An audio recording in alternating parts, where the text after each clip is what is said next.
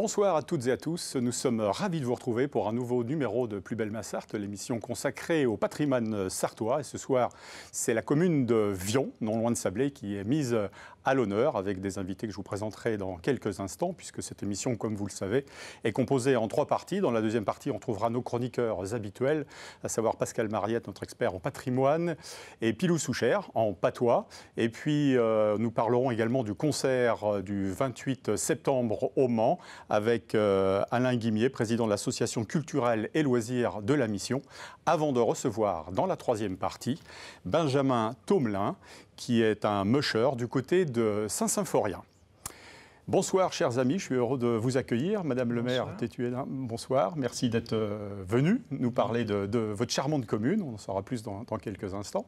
À côté de vous, Daniel Régnier, vous êtes exploitant agricole également sur la commune de Vion, j'allais dire Poyer-sur-Vègre, mais Vion. Et puis, bien évidemment, l'inénarrable Patrice Chartron, vous êtes artisan cirier à Poyer-sur-Vègre, on en parlera à Vion aussi, oui.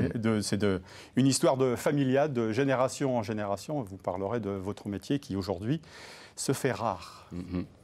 Madame le maire, je l'ai dit tout à l'heure en préambule, vous êtes à quelques encablures de Sablé-sur-Sarthe. Est-ce que ça veut dire qu'à Vion, les gens qui résident à Vion principalement travaillent à Sablé-sur-Sarthe ? Effectivement, notre commune est en limite de Sablé-sur-Sarthe. Elle a une particularité, c'est qu'elle est quand même relativement étendue. Elle va jusqu'en limite de la commune de Loye, avec le hameau de Châteauroux. Elle va jusqu'en limite de Courtillé avec le hameau de Lormeau. Et le hameau le plus connu, c'est le hameau de la Chapelle-du-Chêne. D'accord. Et puis autrement, le centre-bourg avec sa mairie et son église. Ouais. Combien d'habitants aujourd'hui à Vion ? Au dernier recensement, 1435 habitants. Ouais. Au niveau de la population, ça augmente, c'est à peu près stable. C'est relativement stable. Ouais. Il y a des naissances, j'imagine Quelques naissances. L'année dernière, 9 naissances. Ouais. Vous-même, vous êtes donc élu, je l'ai dit tout à l'heure, depuis 2020. C'est votre en tant que maire. En tant que maire depuis 2020 mais vous êtes, et en tant que conseillère depuis 1995. C'est mon 5e mandat d'élu. Ouais. Autant dire que justement, si vous êtes là en tant que maire depuis 2020, il n'y a pas vraiment de choses qui vous ont surprise au niveau de la commune, sur l'animation, sur le travail d'un maire, puisque vous avez vécu aux côtés d'un maire aussi. Il y a des choses qui sont... Avant, j'étais adjointe, mais la fonction d'adjoint et la fonction de maire est quand même assez différente. Il faut aussi savoir que ce mandat-là n'a pas été quand même des plus simples. Ouais. Mais bon, je ne suis pas la seule dans ce cas-là. On a tous été le Covid, vous faites dans le même cas, notamment le Covid, notamment les augmentations dues à la guerre en Ukraine, etc., qui ont un peu plombé nos budgets quand même. On a peut-être fait moins de choses que ce qu'on aurait pu faire si les chiffres étaient restés les mêmes, parce qu'on s'est quand même tous pris une augmentation d'environ 30% quand même sur les différents devis. Ah oui. Bon, malgré ça, vous avez, comme avec votre équipe, on va dire, municipale, a entrepris beaucoup de choses, réalisé beaucoup de choses. Oui, parce qu'effectivement, un maire n'est pas tout seul, c'est bien une équipe. C'est une équipe conseil municipal, c'est aussi les employés municipaux, c'est aussi l'équipe des enseignants qui fait un tout dans un village. Ce sont aussi les associations qui font un tout sur une commune. Ce n'est pas un maire tout seul qui fait quelque chose. Ouais. Parlez d'enseignante, vous êtes vous-même enseignante. Vous Alors j'étais enseignante, effectivement. Ouais. À Sablé-sur-Sarthe. Et vous arriviez à concilier les deux Alors j'ai juste eu une année en étant à la fois enseignante et à la fois mère, mais autrement, je suis tombée à la retraite en 2021. Donc, ça a coïncidé avec le mandat qui est justement, il me semble que c'est quand même de plus en plus difficile de lier à la fois un métier et à la fois une fonction, puisque dans nos petites communes, on est, je le répète souvent, on est un peu les couteaux suisses. C'est une fonction, on a un CDD, c'est vrai, mais c'est quand même une fonction qui nous prend à plein temps. Et c'est quand même relativement difficile, je pense, actuellement, de mener de front un métier et la fonction de maire, d'autant qu'on fait partie aussi de la communauté de communes de Sablé. Oui. Donc, et nos communes, il faut qu'elles s'investissent effectivement dans la communauté de communes pour ne pas rester Ouais, c'est ça, les gens ne s'en rendent pas forcément compte, mais c'est-à-dire qu'au-delà de la commune, il y a toute cette intercommunalité qui est nécessaire. Avec des réunions, qui sont quand même fréquentes, on va dire. Ça veut dire. Mais ça, je veux dire, c'est vrai que vu de l'extérieur, les gens sont souvent là pour Madame le maire, il y a ci qui ne va pas, il y a ça. Mais en amont, ils oublient qu'il y a beaucoup de temps passé. Mes collègues de la communauté de communes le disent aussi comme moi, on est souvent à portée de baffe. Ouais, c'est ça, ouais. Voilà, ça résumera assez la situation. C'est quoi on peut dire les principaux défis, mais des défis majeurs auxquels vous êtes confrontés quand on est maire d'une commune comme ça? Vous allez me dire, il y en a tellement que je ne pourrais pas tous les citer. Non, on ne pourra pas tous les citer. Donc c'est mener des projets, c'est la première chose. C'est créer du lien social. Ça, c'est pas très facile non plus, puisque les gens ont beaucoup d'amis sur Internet, mais ont peu d'amis dans la vraie vie. Créer du lien, c'est pas si facile que ça, aussi. Et puis on a une commune qui est disposé de telle façon que justement ce lien a du mal à se faire, malgré tout. Mais il se fait, néanmoins. Bon, parmi les projets, parmi les travaux qui ont déjà été réalisés, sur l'énergétique, dans ce domaine, vous avez beaucoup fait. On a fait la rénovation énergétique de l'école maternelle, l'école primaire. On a fait une MAM également. Alors ça, c'est l'école maternelle, ça, c'est la MAM. Voilà, on voit les images, oui. Voilà, MAM qui a été construite assez rapidement puisqu'il s'agit de containers. Ah oui. Et donc, elle a 160 mètres carrés et peut justement accueillir 16 enfants en même temps.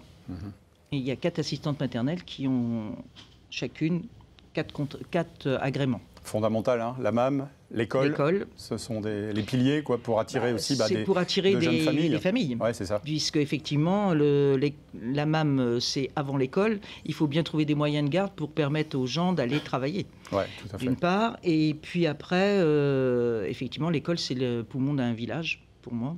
Alors c'est peut-être mon métier qui fait dire ça, mais je pense qu'on est tous d'accord pour s'accorder le fait qu'une école dans une commune, c'est quand même vital pour accueillir des familles.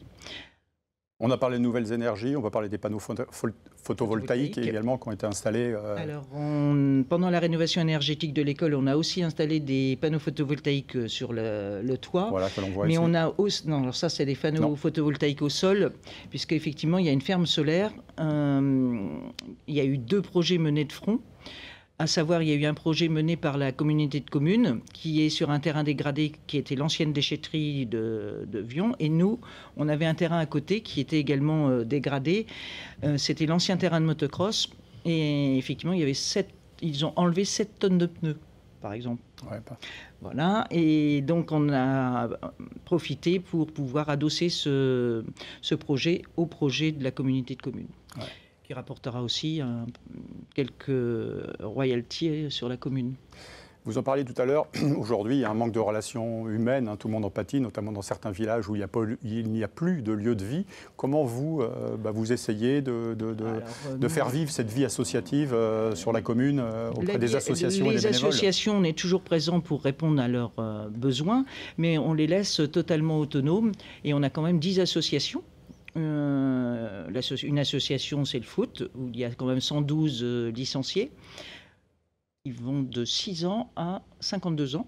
Avec l'équipe vétéran, donc, sans doute. On a une association... Alors, il y a un tournoi qui est très reconnu, puisque c'est le premier du secteur, qui est en avril, en général. Et là, les différentes équipes sont nombreuses. On a une association de gym. Alors là, ça va drainer des petites filles comme des petits garçons. Alors, il y a des petites filles et des petits garçons, puisqu'il y a un créneau pour les enfants. Après, il y a un créneau pour les personnes un petit peu plus âgées. Après, il y a un créneau pour tout public. Et enfin, il y a un créneau pour... alors, c'est pas tout à fait de la Zumba, c'est de la Move Dance. D'accord. Et tout ça le mardi soir. D'accord. Donc les gens peuvent faire 2 séances pour appréhender cette association. Parfait. Et puis pour les autres, il y a la boule de fort, il y a de la pétanque. Il y a de la pétanque, ça fait partie il y a du vélo. Comme partout, ça fait partie. C'est une spécialité un peu autour de Sablé d'ailleurs, la boule de fort. Hein. C'est une spécialité. C'est un sport, une discipline, on va dire. C'est une discipline qui est surtout née dans dans l'Anjou, oui, puisque tout à fait, il se jouait sur les fonds des Gabarres. Sur la Loire. Ouais, c'est possible, ouais, c'est ça. Ouais, Au départ, c'était ça. Ouais. Et dans le Maine-et-Loire, il y a plein de terrains de boules qui sont en plein air. Ouais, c'est ça. Ouais. Voilà, mais en Sarthe, ils sont couverts. Bon. Madame le maire, si vous le bien, on reparlera tout à l'heure un peu en complément notamment du bénévolat et sur la commune. Patrice Charton, vous êtes scirier à Vion, j'ai dit tout à l'heure. C'est une histoire familiale. Votre grand-père, Eugène, qui a créé en 1967, si je me trompe pas, j'ai pas lu. Là, c'est mon père qui est arrivé en 67. Votre père, voilà, et votre grand-père avant, qui avait dans le Maine-et-Loire. D'accord. Près d'Anjou, C'est une histoire familiale, j'ai dit en préambule aussi. 3 à 4 sciriers seulement en France aujourd'hui. Oui, des artisans à mon niveau comme ça, 3.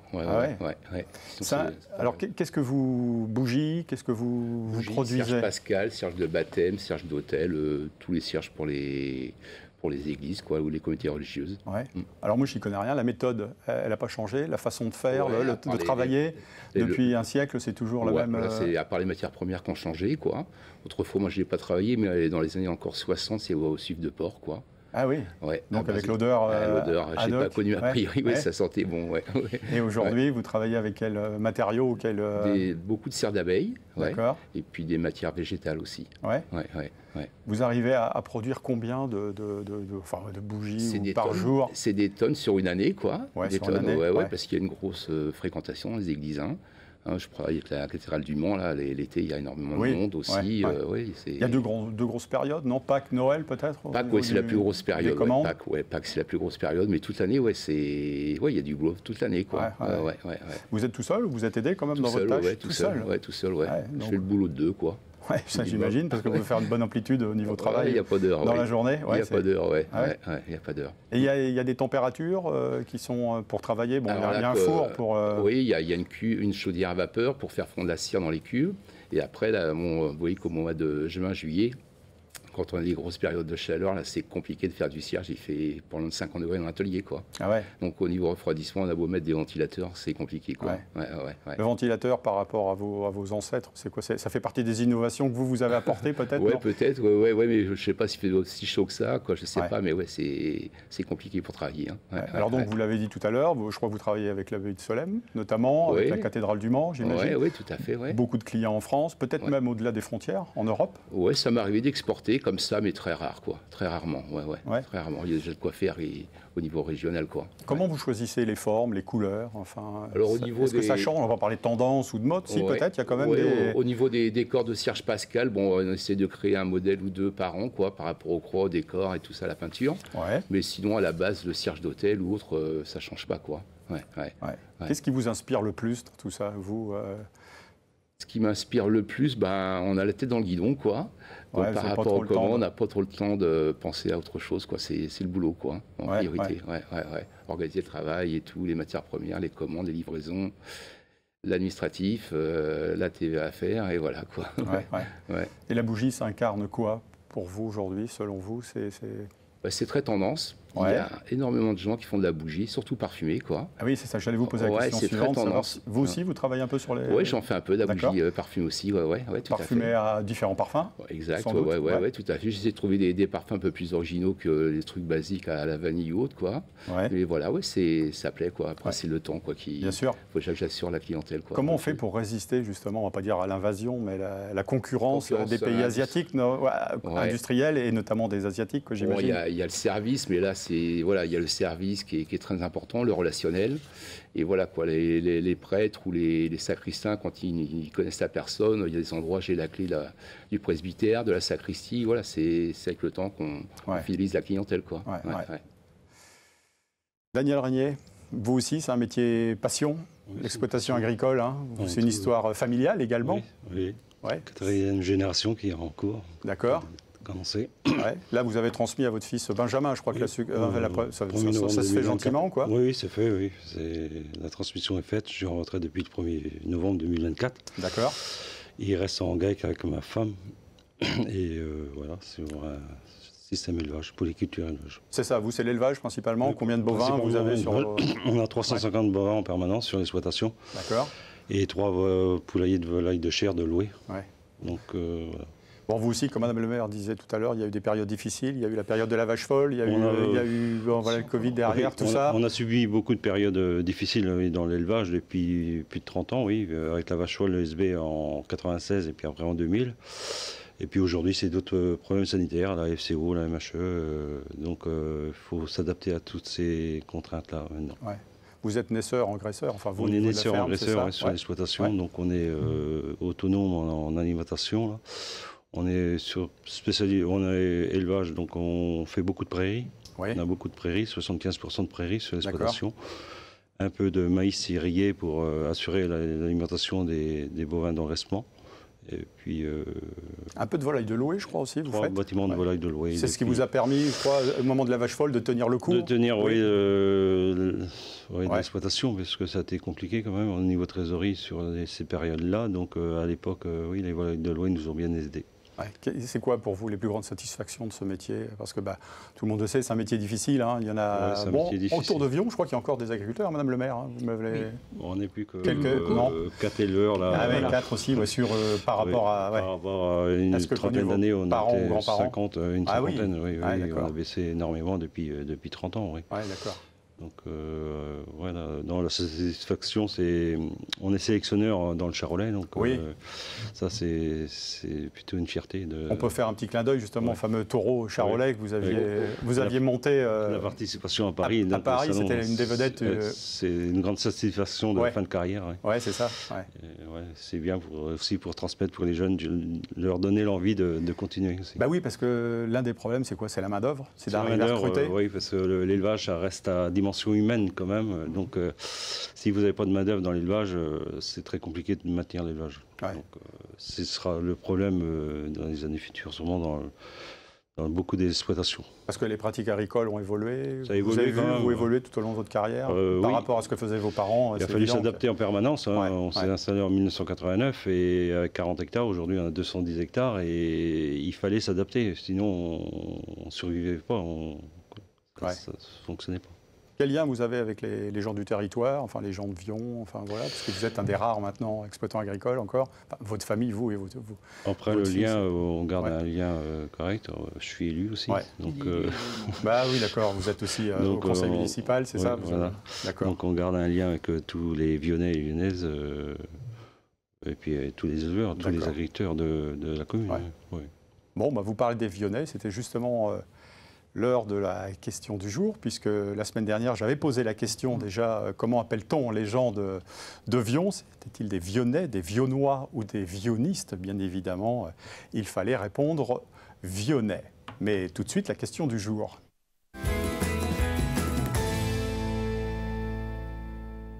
Alors, la question du jour est d'actualité. À quand remonte la première édition des 24 heures camions? 1981, 1990 ou 2001. Il faut savoir que les 24 heures camions ont lieu ce week-end sur le circuit Bugatti du Mans. Voilà, ainsi s'achève la première partie de cette émission. Madame le maire, vous allez rester avec moi. On va encore parler de Vion, bien évidemment, avec Pascal Mariette dans quelques instants. Messieurs, merci d'être restés avec nous. À tout de suite pour la deuxième partie.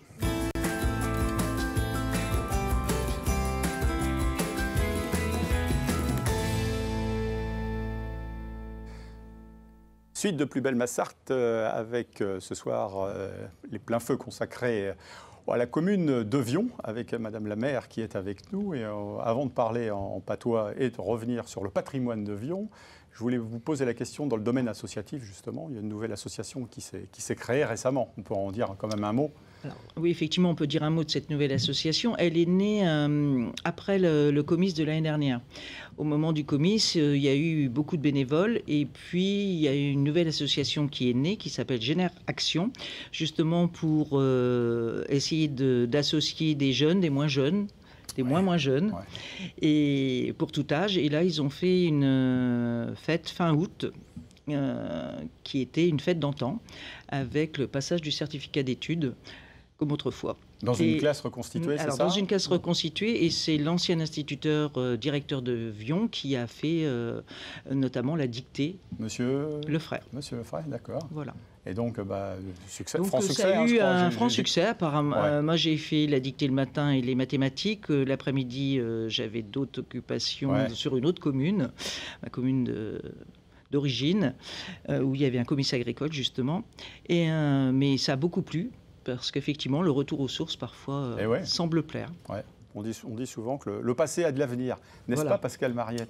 Il s'agit de parler de Vion et de patrimoine. Oui, alors patrimoine de Vion qui est très religieux. Vous avez un patrimoine assez exceptionnel quand même. Et je ne dis pas quand même, vous avez un patrimoine exceptionnel. Et donc, je vais commencer par le petit bourg de Saint-Julien en faisant un petit hameau. Et Saint-Julien, où il y avait une ancienne chapelle qui a disparu. Il y a une photo que j'ai mise qui est tirée d'un livre Le Floïc. Voilà, il restait un ancien pignon qui n'existe plus aujourd'hui. Mais juste à côté, il subsiste un calvaire, un joli petit calvaire, avec une croix au-dessus, une petite croix du XVe siècle qui était sur le pignon. Le calvaire date du XVe siècle, mais la croix a été récupérée sur le pignon. C'est ça, c'est la croix de fêtage qui était au-dessus. Donc, jolie ambiance. C'est une jolie ambiance, on va vraiment dire ça. Et puis dans le bourg, on va se rendre dans le bourg de Vion, et qui est à 500 mètres, 1 kilomètre à peu près, où là aussi il y a un très joli patrimoine. Alors on peut commencer effectivement par une autre croix, qui est une croix donc une belle croix qui a été elle aussi déplacée, parce qu'elle était au départ, elle était entre la chapelle du Chêne et Vion, et elle a été mise dans ce carrefour. C'est des croix qui étaient dans un carrefour, et elle est très intéressante. Il y a la Vierge qui est au centre. On en trouve quelques-unes souvent dans les cimetières, ce genre de croix. C'est vraiment quelque chose de très très bien, déplacé dans les années 70-80. Dans le bourg aussi, il y a un bâti intéressant. Alors j'ai commencé par ce grand logis, on l'appelle le grand logis. Et il manque, alors évidemment, les fenêtres d'origine de la Renaissance ont disparu. C'est comme toutes les maisons, elles se modifient avec le temps, mais on distingue encore cette forme des logis du XVe siècle, après la guerre de 100 ans, avec une tourelle, avec l'escalier à l'intérieur, ce qu'on appelle les escaliers à vis ou en vis, et en forme de vis qui desservaient les étages. Ça a été la poste à un moment donné, mais vous avez d'autres bâtiments comme celui-là, qui est vraiment une très belle restauration. On sent que le propriétaire en prend soin, où là on a encore ces croisées du XVe siècle. Ça fait partie de ce patrimoine. Et puis il y a d'autres petits bâtiments intéressants tout autour de l'église. Je vais noter ce bâtiment qui doit être très très ancien aussi, avec des ouvertures très anciennes.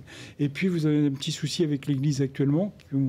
J'ai mis une photo intérieure, mais il y a un arrêté aujourd'hui parce qu'il y a des petits soucis, comme beaucoup d'églises du 19e siècle. Parce que c'est une église qui a été refaite entièrement au 19e siècle. C'est un arrêté du 2014. Oui.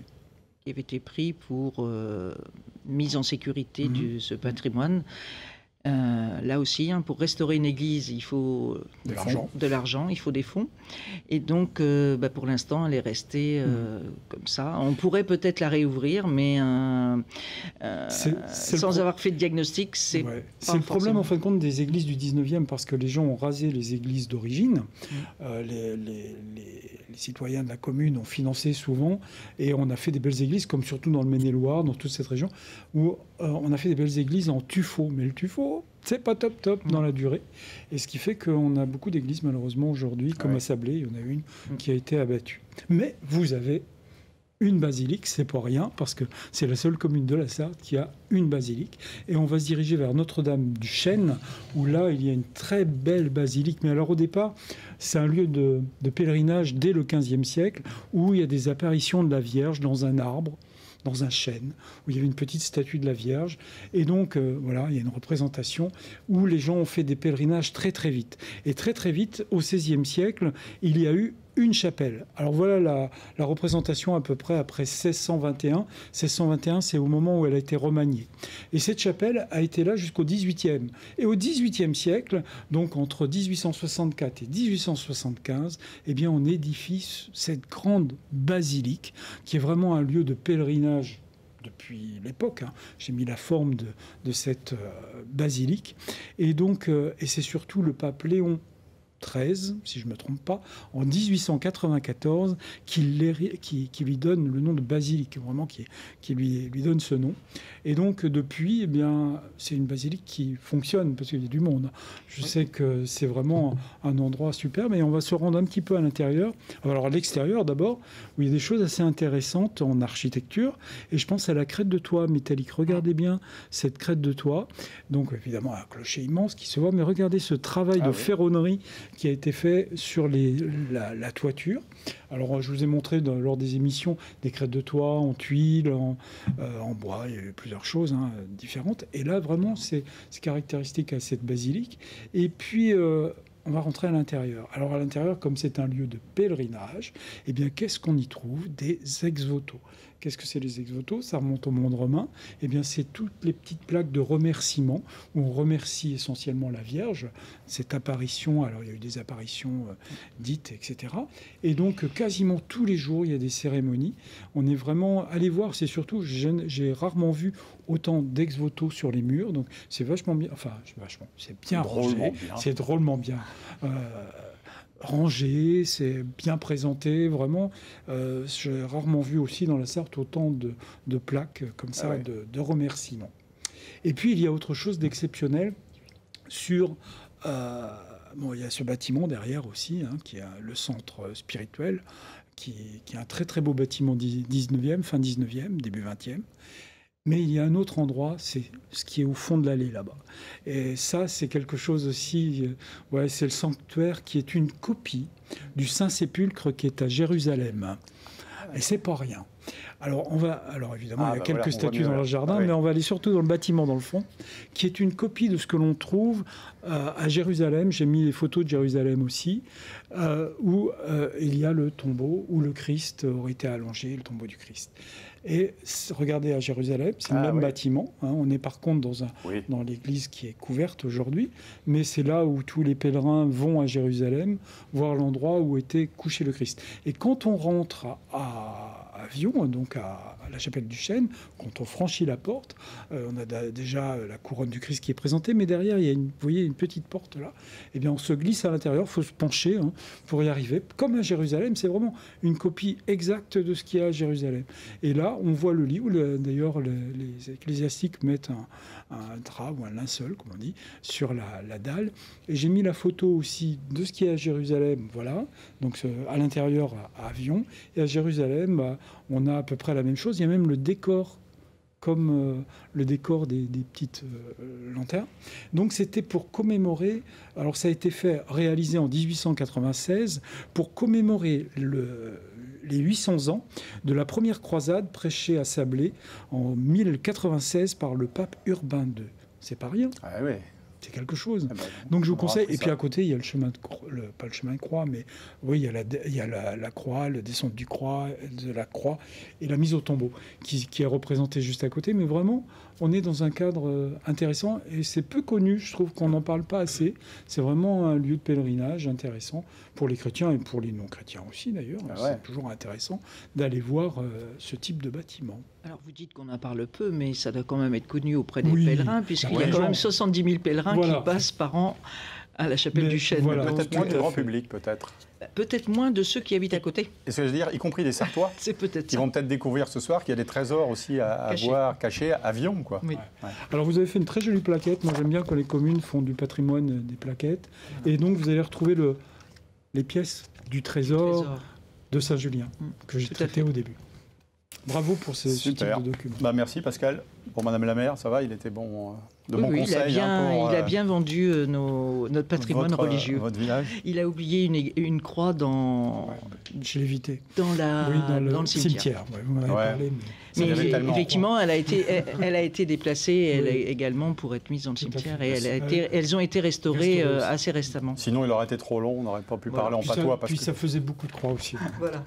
Merci Pascal. Super. Bon, je disais, le patois, forcément, vous connaissez aussi. Vous êtes sartoise d'origine? Non, pas du tout. Je suis du Maine-et-Loire. D'accord. Mais bon, vous entendez quand même... Département voisin. Le patois, voilà. On va faire en sorte de se comprendre. On a des connivences. Sûrement. Bon, alors, mon cher Pilou, de que donc vous allez nous parler? Je vais vous faire des petites phrases et puis il va falloir essayer de me traduire tout ça. Si vous le voulez bien, juste dans quelques secondes, parce que j'ai oublié l'énigme de Pascal. De par le fait.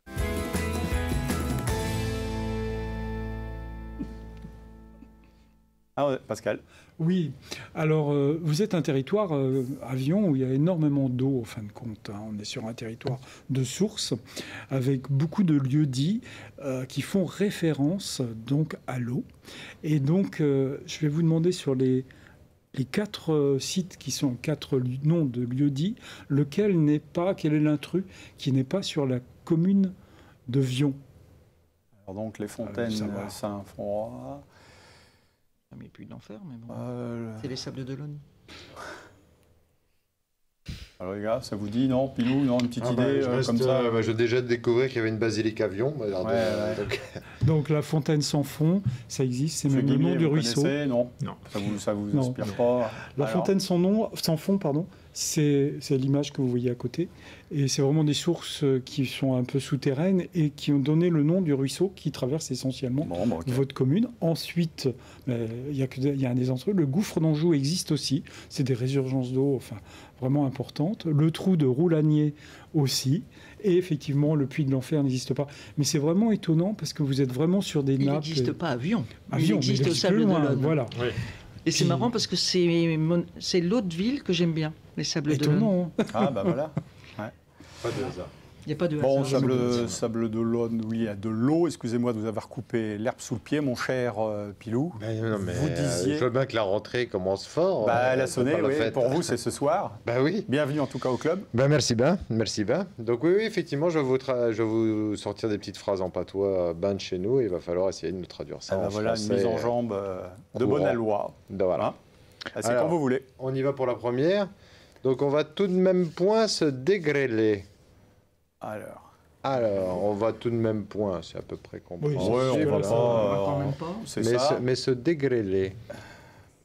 Monsieur Guimier, non, vous parlez le partout un petit peu, non, vous n'êtes pas... Déshabillé peut-être? Eh ben non. Non. C'était une bonne idée, mais non. Non, c'est se quereller. Ah d'accord. Se quereller. Mais c'est quand même plus sympathique. Se dégrêler. La grêle. Voilà. Ok. Enlever la grêle, quoi, de par la fête. Alors ensuite, l'autre d'après. Donc, une pomme jaune, toute amorillonnée. Je sais, moi. Alors, je vais vous dire pourquoi, parce que je suis né dans la pomme. Il y en a qui naissent dans les roses. Moi, je nais donc dans la pomme jaune, ça la pomme de jaune, c'est les pommes à cidre, là. Oui.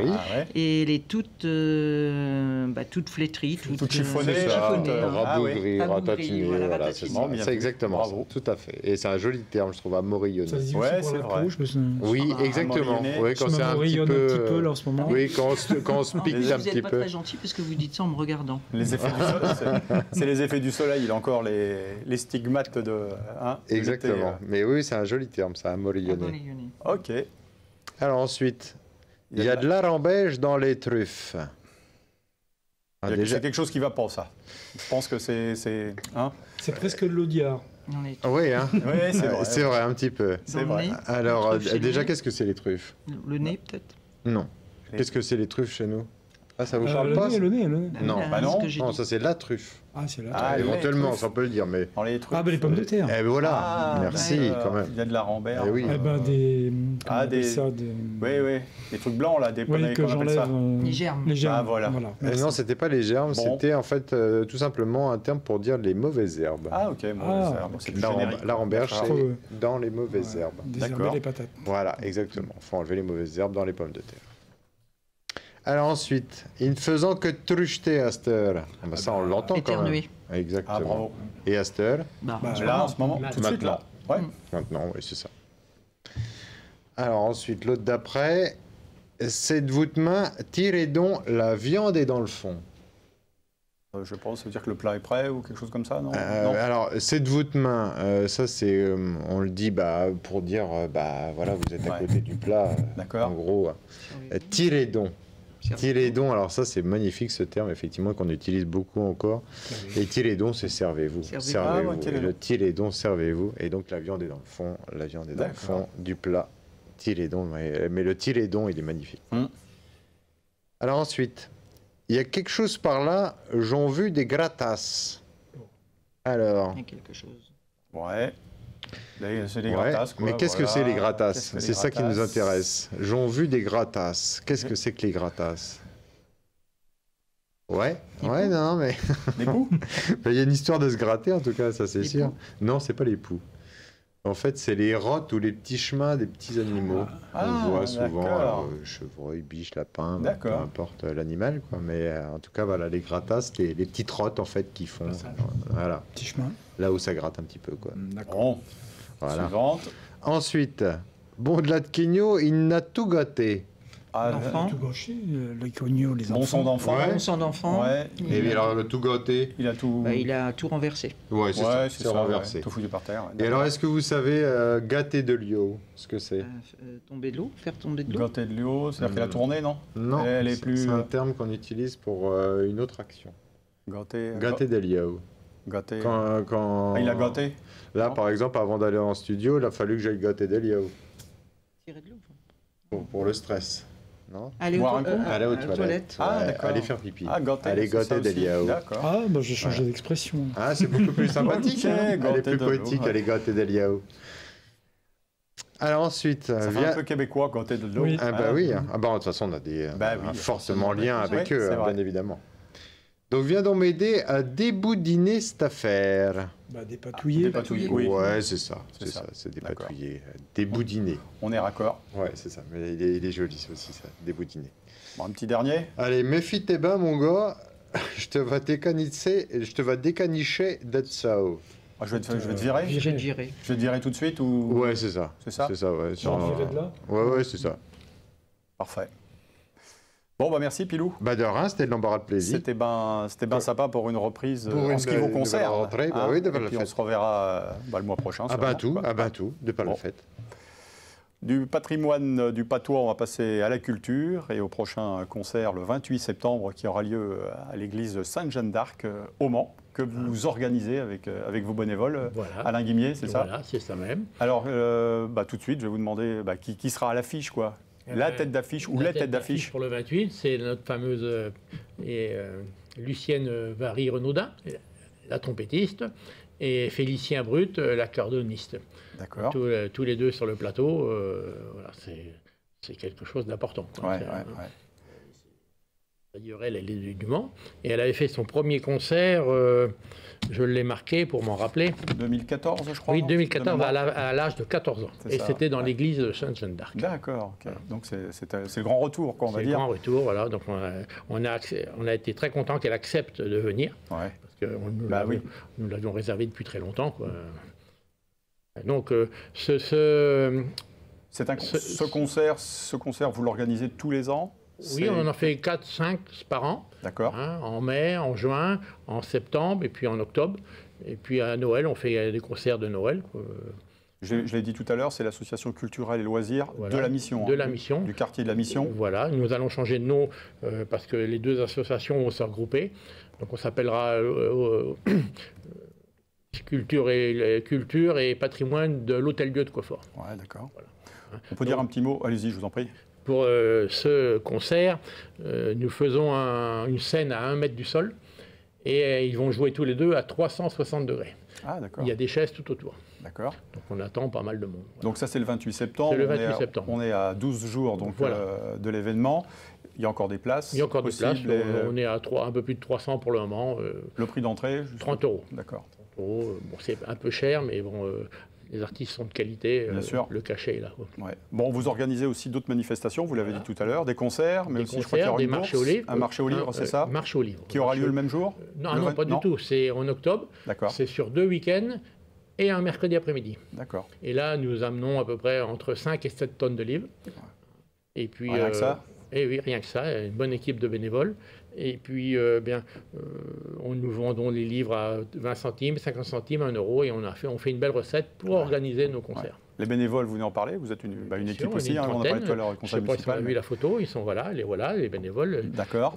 Un t-shirt orange pour le concert et puis pour les marchés aux livres et surtout pour la journée du patrimoine. Ouais.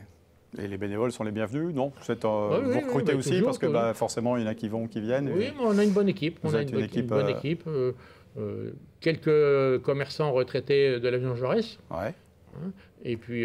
Ah oui, parce que pour ce concert, qui coûte un peu de sous quand même, quoi, j'imagine, pour faire venir les artistes, il faut des partenaires aussi. Oui, il faut Vous arrivez chaque année à, à sensibiliser. Oui, on a des gens qui nous aident. Et puis, on a des subventions un petit peu. Qu'est-ce que je peux dire encore Donc il y aura les 2 artistes vedettes, il y aura en avant-première, en première, non, il y aura d'autres artistes qui se produiront. Non, 1h30 de spectacle. Puisqu'on ouvre l'église 1 heure avant. D'accord. Donc sur les écrans, il va passer ce qu'on a fait dans l'année, les concerts et tout ça. D'accord, ça sera la première partie, quoi. Mais on commence à 15h30. Bon, très bien. Donc rendez-vous le 28 septembre, voilà, à 15h30, église Sainte-Jeanne d'Arc, place de la Mission. Voilà. Prévoyez un peu de temps parce qu'il y a les travaux toujours dans le quartier. Les travaux, c'est compliqué, mais enfin bon, on peut se garer rue Cavagnac derrière et puis voilà. D'accord. Merci, Madame la maire. Brigitte Tétuédin, merci d'avoir parlé de Vion, nous avoir présenté votre belle commune. J'espère que ça permettra à de jeunes familles de venir s'installer sur Vion. Eh bien voilà, le message est lancé. Pilou, merci. À bientôt pour de nouvelles aventures. Et puis à bientôt. Ouais, Pascal, on se retrouve la semaine prochaine pour un nouveau numéro de Plus belle Massarthe consacré à Sault-sur-Ruine. Mais n'oubliez pas ce week-end, il y a les 24 heures camions à suivre sur LMTV.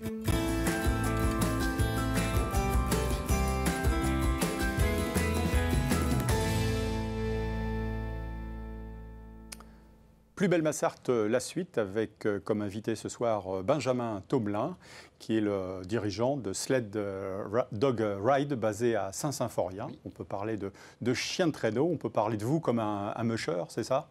Exactement. Musher toute l'année?